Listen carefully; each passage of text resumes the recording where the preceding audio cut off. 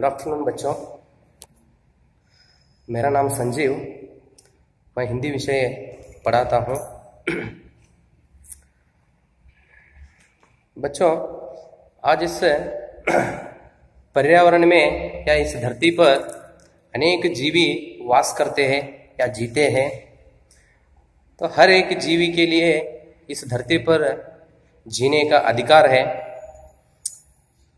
वो जिस तरह अपना जीवन बिताते हैं और उन जीवियों को क्या अवश्य है, हर एक जीवी आजादी से जीने के लिए चाहते हैं। तो इस धरती पर होने वाले मनुष्य हो या पक्षी हो, प्राणी हो, कोई भी हो, हर एक जीवी क्या करते हैं, आजादी से जीने के लिए चाहते हैं।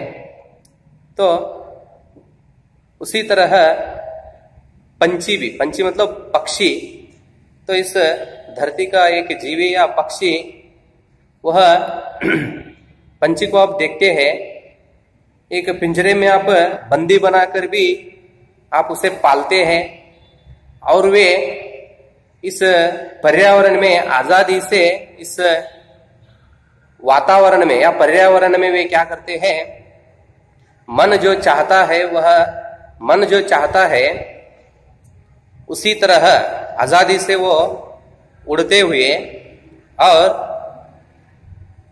मन चाह दाने खाते हुए आजादी से क्या करते हैं, वो अपना जीवन जीते हैं। तो उधर इस तरह पंछी का वह खुशी से जीने की तरीका देखकर या पद्धति देखकर, तो इधर कवि क्या करते हैं,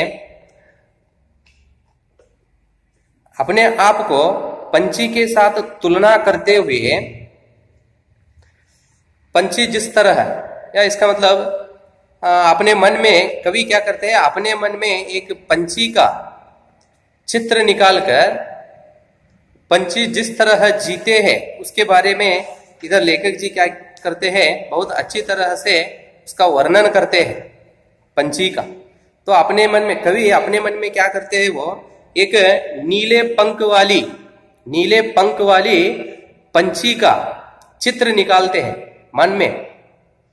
इसका मतलब वे क्या करते हैं, उस पंछी का चित्र निकालकर उस पंछी का जीवन के बारे में वे क्या करते हैं, बहुत अच्छी तरह से इधर हमें क्या करते हैं, वो जानकारी देते हैं। आइए बच्चे देखेंगे जिस तरह कवि उस पंछी के बारे में इधर वर्णन करते हैं। तो 6th क्लास में तो पहला पद्य वह चिड़िया जो, केदारनाथ अग्रवाल कवि से लिखा हुआ एक पद्य, वह चिड़िया जो।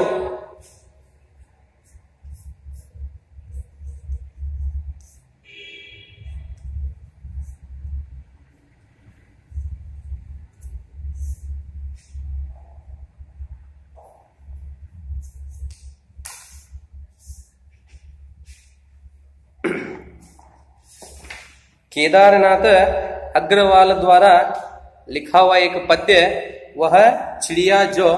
तो इस पद्य में कवि अपने मन में एक पंछी का चित्र निकालकर, उस पंछी का रंग कौन सा है, नीला रंग। इसका मतलब नीले पंख वाले एक पंछी का चित्र अपने मन में लेखक जी निकालकर वह जिस तरह तो इस पर्यावरण में या इस धरती पर जीता है वे पंछी, तो उसी तरह अनेक पक्षी क्या करते हैं, वे क्या खाते हैं, उसे क्या पसंद लगता है, और वे जिस तरह आजादी से एक स्थल से और एक स्थल को किस तरह वे उड़ते हैं, ये सभी विषय के बारे में कवि इधर चर्चा किए हैं या हमें समझाने के लिए कोशिश किए हैं।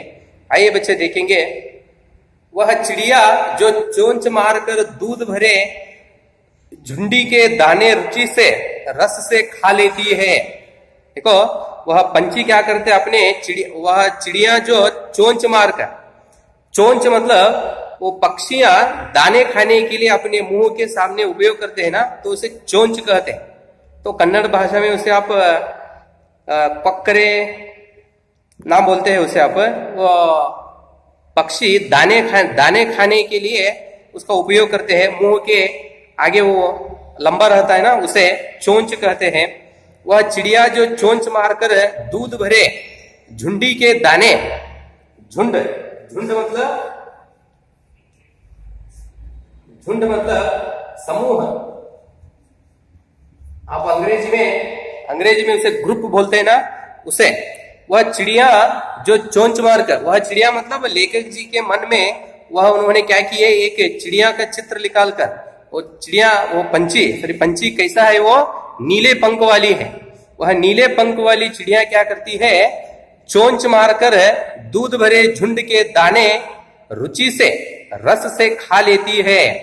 दूध भरे इसका मतलब वो दाने वे क्या करते हैं, दूध भरे दाने को क्या करते हो, एक स्थल से एक स्थल उड़कर, मन जो दाने चाहता है तो उसी तरह वो क्या करता है, मन चाह दाने खाते हुए खुशी से एक स्थल से और एक स्थल को वो क्या करता है, पंछी उड़ते हुए अपना जीवन बिताता है। रुचि से, रस से खा लेती है। वह छोटी संतोषी चिड़िया नीले पंख वाली मैं हूं, मुझे अन्न से बहुत प्यार है। तो लेखक जी कहते हैं अपने आप को उन्होंने नीले पंख वाली पक्षी समझते हैं, या अपने मन में उस पंछी का चित्र निकालकर लेखक जी आपको उस पक्षी के साथ तुलना कर लेते हैं। देखो इधर है, वह छोटी संतोषी चिड़िया नीले पंख वाली मैं हूं, मुझे अन्न से बहुत प्यार है। तो लेखक जी क्या कहते हैं, इधर है उसके स्वभाव में नीले पंख वाली एक छोटी सी चिड़िया है। किसके स्वभाव में, लेखक जी के स्वभाव में या मन में नीले पंख वाली एक छोटी सी चिड़िया है। वह संतोषी है, वह बहुत खुशी से जीवन बिता रही है।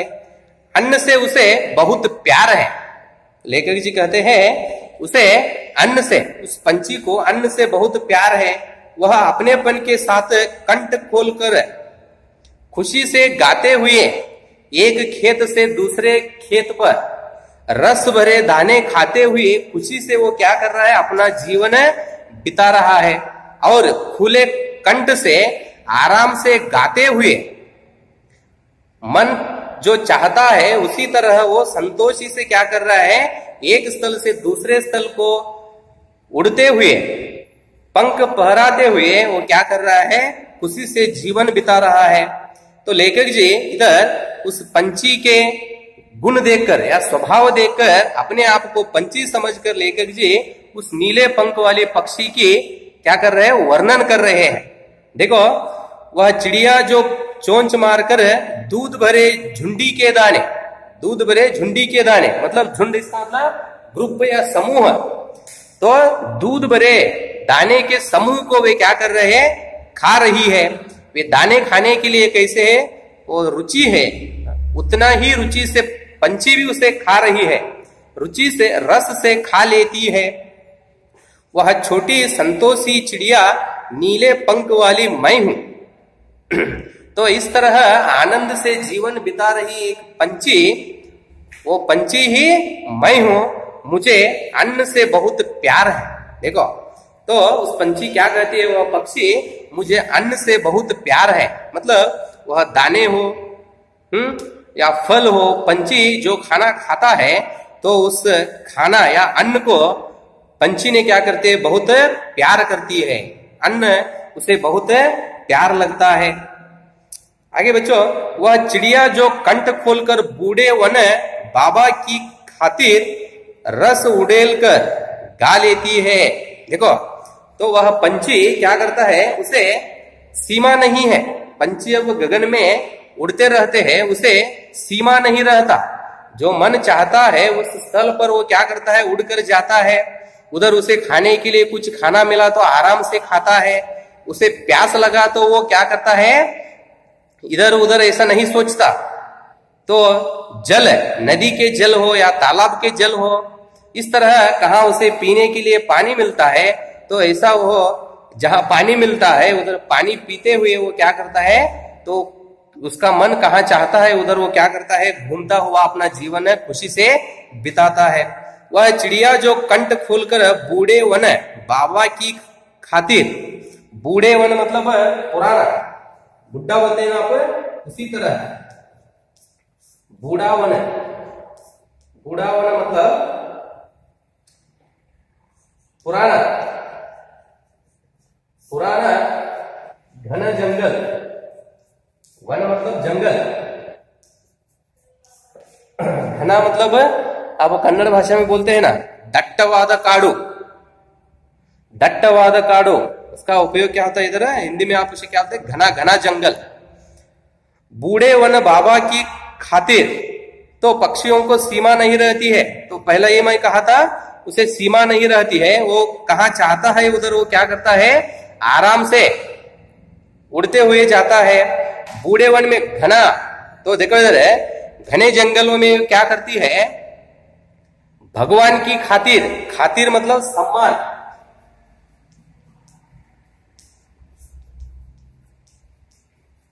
सम्मान या गौरव,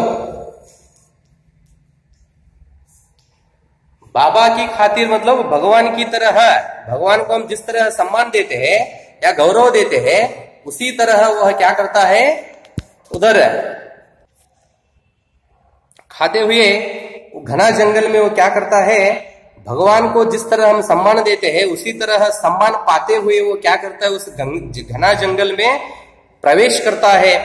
रस उंडेल कर गा लेती है, जो उधर उसे क्या खाने के लिए खाना मिलता है, तो रस से भरे हुए दाने हो या स्वाद से भरे हुए फल हो, इस तरह अनेक चीज वह खाते हुए आनंद से वो क्या करता है, उस जंगल में प्रवेश करता है। वह छोटी मुंह बोली चिड़िया नीले पंख वाली मैं हूं, मुझे विजन से बहुत प्यार है। विजन, विजन मतलब एकांत, तो पंछी एकांत से बहुत प्यार करती है। एकांत मतलब अकेला, अकेला एकांत रहना बोलते हैं ना आप, अकेला, तो उसे वह पंछी बहुत प्यार करती है। क्या कहते हैं उन्होंने लेखक जी, देखो अपनेपन के साथ कंठ खोलकर, वह पक्षी अपनेपन के साथ कंठ खोलकर पुराने घन जंगल में गाती है, संतोष से वे क्या करती है, गाते हुए उस घना जंगल में प्रवेश करती है। मुंह बोली है, एकांत में मैं भी उमंग से रहती हूं, एकांत में मैं भी उमंग से रहती हूं। उमंग मतलब खुशी से, संतोष से। तो वह पंछी या पक्षी वो क्या करता है, एकांत से बहुत प्यार करता है और एकांत में रहने के लिए वह बहुत चाहता है। एकांत में हो तो वह बहुत उमंग से भर जाती है, संतोष से भरती है। वह नदी के विषय में जाकर भी जल की मोती से बूंदे को चोंच में भर लाती है। देखो उधर घना जंगल में जाकर वह पानी पीकर, उसे प्यास लगी तो उधर ही क्या करता है, वो जल या नदी के जल पीकर अपना प्यास बूझ लेती है। तो इस तरह तो पंछी, लेखक जी अपने मन में एक पंछी का चित्र निकालकर या अपने आप को वह एक नीले पंख वाले पक्षी समझकर, जिस तरह वह पक्षी आजादी से, संतोष से, जिस तरह वे खुशी से जीते हैं, या आजादी में जीने वाले पक्षी के मन जिस तरह रहता है, उसके बारे में इधर कवि ने बहुत सुंदरता से वर्णन किए हैं। तो बच्चों, तो इस कक्षा में पंछी जिस तरह उसे क्या पसंद लगता है, वो किस तरह रहने के लिए चाहती है, उसके बारे में चर्चा किए हैं।